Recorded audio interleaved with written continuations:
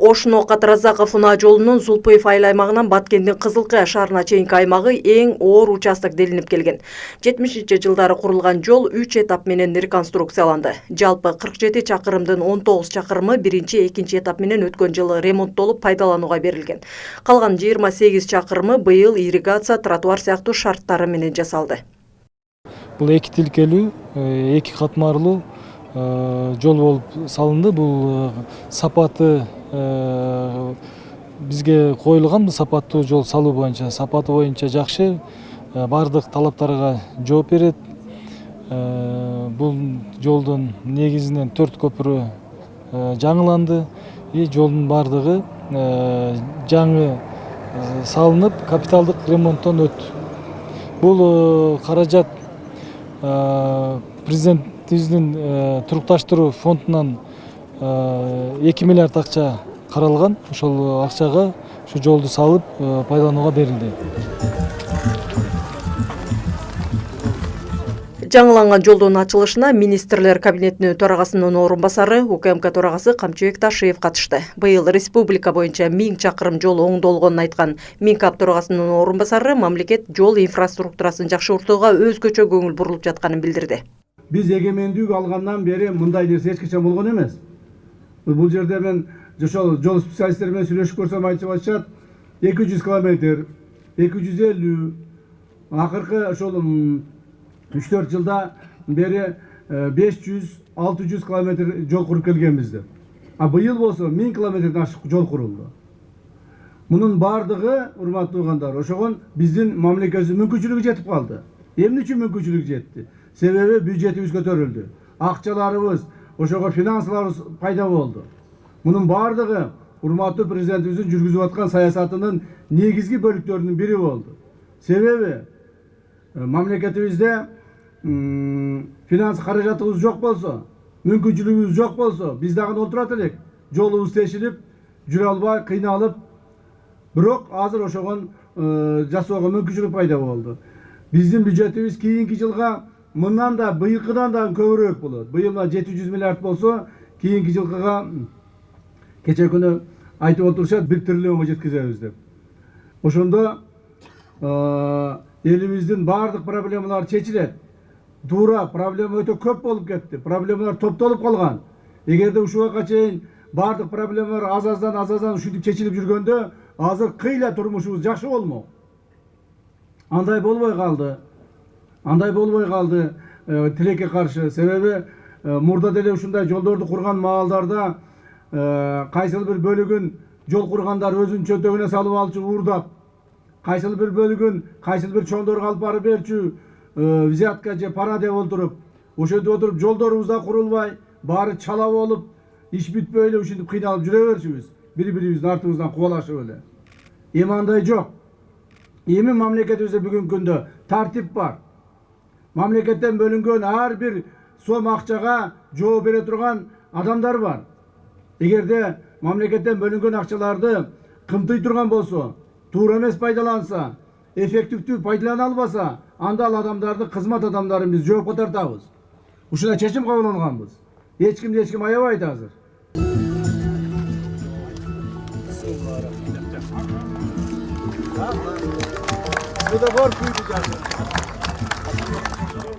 Жолдун азабын аябай тарттык. Себеби келиндерибиз роддомго жөнөп калат экен, балдарыбыз ооруп калат экен.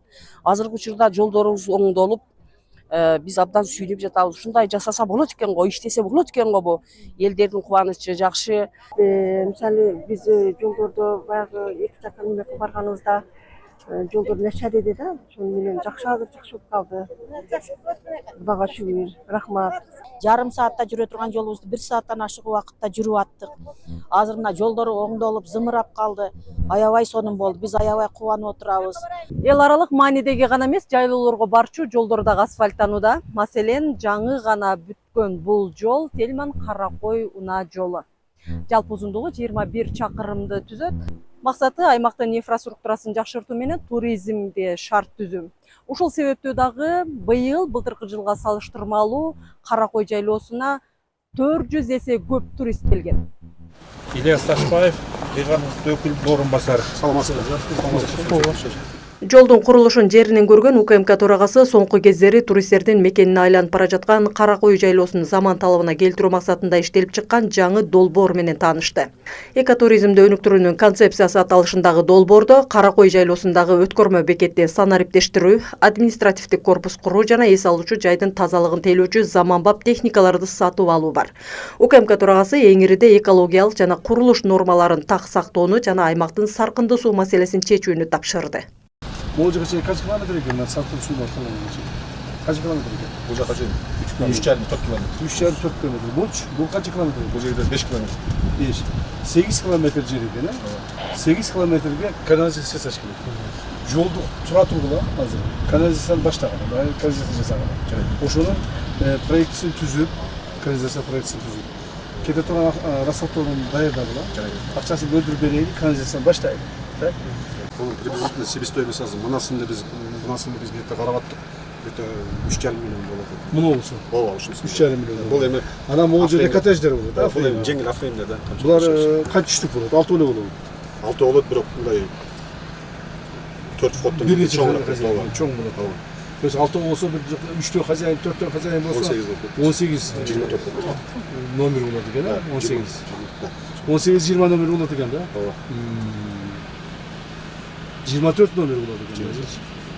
24 номер болса, бұл жерге жаңағы сіздер айтқан еменің құрсаңар, жаңағы чоңырағын. Бұның ішінде не болады? Бұның ішінде мына столовыйлары болады, рестораны болады, бильярдный болады, комната жатақханалар болады. Бұл бірінші, екінші этажында жатақханалар болады. Бұл бірінші этажында баяғы толығымен астандай эскиз. Все, өте жақсы екен. Так, Камчыбек Кудышев, дагы бир проблема. Азыр бизде 42 арендатор бар. Ошолор 42 субъект, азыр 41 субъект иштеп атат. Алар мына былтыр 244 миң сом эле төксө, быйыл мына 2,5 миллион сом болуп, бюросы келип атат. Азыр мындай кылабыз. Объектилердин баардыгын бул жерде адамдар иштеп атат. Ооба. Булар менен жергиликтүү бийлик органдары налоговый иштегиле. Мунул 2,5 эмес, мунул. Şu 42'den 41 subyektler. Az 2,5 düştü. Oşonda приблизительно kaçıdan bolup atat? 2,5'ды 40'ка bölüp turgan bolsa 600 ming tenge төлөйт. Муну бул жерден 2,5 эмес, могу жерден минимум ушул жерден bir 10 миллион түшөт азыр. Ушуга жеткизгиле. Жарайт. Мына буларды көрдүңүз, 98 ming төлөптүр, 138 ming төлөптүр, 244 ming төлөптүр. Тура болгону. Азыр 2,5'ге чыкты. Ушул жерде минимум 10 миллион түшөт. Анан башка эч кимге эч кандай эме бербегиле. Азыр иштеп аткандарды да карагыла. Эгерде мындай антисанитария боло турган болсо, эптей албай турган болсо, жакшылап кое алып турсам, алардын баардыгын жок кылыш керек. Мына ачыгын айтыш керек, элдерге барып айткыла. Давайте токтотобуз силерди ишиңер депчи. Анан жакшынакай коттедждерди курган, кыргыз үйлөрдү курган, сонун кылып карап аткан, экологиялык абалдыгы карап аткан, жана башкалардын карап аткан адамдар болсо, аны калтырыш керек да. Сондары калтырыш керек. Макулбу? Ошондор азыр мына Камчыбек Кыдыршаевдин тапшырмасы менен эң негизги мына коттедждерде азыр канализация жок. Саркынды сууларды канализацияны кургула деп тапшырма берди. Ошонун долбоорун биз эми иштеп чыгабыз. Ошондой эле мына көрсөңүздөр болот. Ар кандай тапчандар, эптеме боз үйлөр бар. Ошону азыр же заманбап жаңы коттедждерди курат, же ошо кыргызча нукура боз үйлөрдү тиге турган талапты коютабыз. Бир эле ушул концепция менен өнүгүп кетсек, Кара Кой таза болуп, туристтер дагы келе берет. Бардын максаты туристтерди тартыруу, кириши табы. Бунун бардын максаты ушу туристтерди тартыруу, Кара Койду даңаз алуу, ошол областка турист тартуу, жана ошол бул жердин паркты өнүктүрүү. Бул парктын балансын өткөргөн парк өзү баягы хозрашот менен иш алып барып, өзү дагы акча таба берет. Өзү акча тапкандан кийин күнүмдүк баягы тазалоочу иштерди өзү дагы жүргүзө берет. Дал ушул экологияга аяр мамиле жасалбаса, кесепети кандай болоорун апшырлыктар жакшы билет. Өткөн жылкы табият кырсыгы айылдын жашоочуларын бир топ эле түйшүккө салган. Сел алып кеткен көпүрөлөр калыбына келтирилип, жуулуп кеткен жол тегизделип, асфальтталып жатат. Ош облусунун Ноокат районуна жасаган иш сапарынын алкагында Камчыбек Ташиев дал ушул айылдын тургундары менен жолукту. Ошол оор учурда мамлекеттин өзгөчө камкордугунда болуп, кыска убакыт аралыгында турак жайлары калыбына келтирилгенине ыраазычылыктарын айтышкан тоолуктар Минкап төрагасынын орун басарынан аймактагы бир катар социалдык көйгөйлөрдү чечип берүүнү өтүнүштү. Эң негизгиси эми кээ бирлери кандай айтышат, бизге скорый помощь алып берсеңиз, бир 2 скорый помощь. Бизде Союздан калган УАЗик менен жүрүп. Мына былтыр сел болду, ушул УАЗиктер жетишпеди. Бизге эң главный скорый помощь болуш керек да, 2 скорый помощь. 35 000 калдыкы бар элге бул бир скорый Союздун убагындагы УАЗик бул жетишпейт. Ичинде эч кандай оборудование, эчтекеси жок. Баке. Анан үчүнчү суроо бул эң көйгөйлүү маселе. Бизде Куштөбө деген айыл бар да, Алак деп коет биздечи. 87-жылы Ашар жолунда мектеп курулган, 87-жылы. Азга чейин же партасы жок, же жакшы бир окута турган доскасы жок, же стулдары жок. Алар мына Айбашев деген соседний жака бар окушат. Канча километр ушу жаш балдар Ленин мектеп деп коет мурдагы. Ошол жерге бар окушат. Ушул Коштөбө айыл өкмөтү мектепти бир менин атыман, элдин атынан сурап бир караштырып берсеңиз, же чоңойтуш керек, же салыш керек. Эч кандай спорт зал жок, эч кандай условия, суулардан бери жок дагычы. Капчак Кыржаевич. Скорыйды кайсыл жерге? Ушул айылга деп атасызбы? Скорый бара турган поликлиника барбы, жок дегенде. Же скорыйды алып алып аякка ташып жүрө бересиз. Каерде поликлиника? Көкжардагы. Андай болсо мындай кылабыз, болуп тур. Мына 2 скорыйда, мына мен өзүмө жазгандарга, мен аларга мен жооп берем да, мен азыр сразу барып акчаны бөлөм дагы, ошону бүтүртөм. Муну мектебиңерди айттым, аны 2 скорыйды жазың. Аны да алып берейин. Международный паспортқа 3360 сом пул алды. Шарт немесиге сумкасыга салды. Квитанция бербейсизби десем, квитанция жок деди. Бу коррупциябы же шу мамлекеттин немесиге түшөбү? Вот ошондой коррупциялар менен күрөшүшүбүз керек да, эң туура. Нокаттын паспорт столубу бул каерде? Мына Көкжар участкасында. Мына Көкжар участкасында. Көкжар. Экита келди.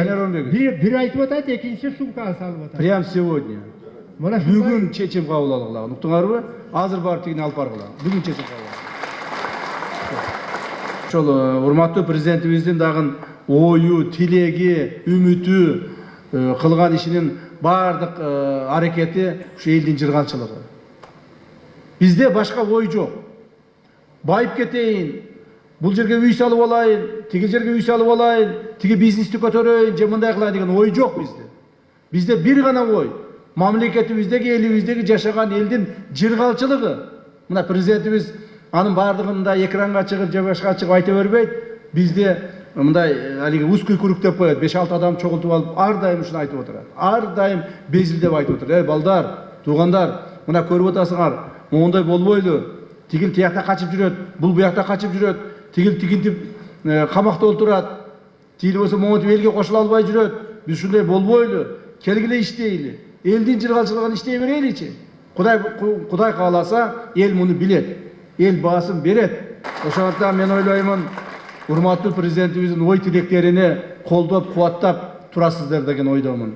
Ушул президентибиздин кылып аткан бүгүнкү саясатына ар бириңиздер бир жардам берип туруңуздар. Бузукулар көп, бузукулар арабызда деле жүрөт. Ушу тайып жыгыла калса экен, чалынып кетсе экен, ушу баракал үстүнөн баса калайын деген байлап олтургандар бар. Биздер айтып койгон түштү, байлап олтурат депчи. Ошо зырында ушу байлап отургандарга жол бербегиле. Байлатпагыла ошолорду. Камчы Бекташев жергиликтүү өз алдынча башкаруу органдарынын өкүлдөрүн, калкка кызмат көрсөтүү мекемелеринин кызматкерлерин эл менен иштөөдө мыйзамды сактоо менен тыгыз иш алып барууга чакырды.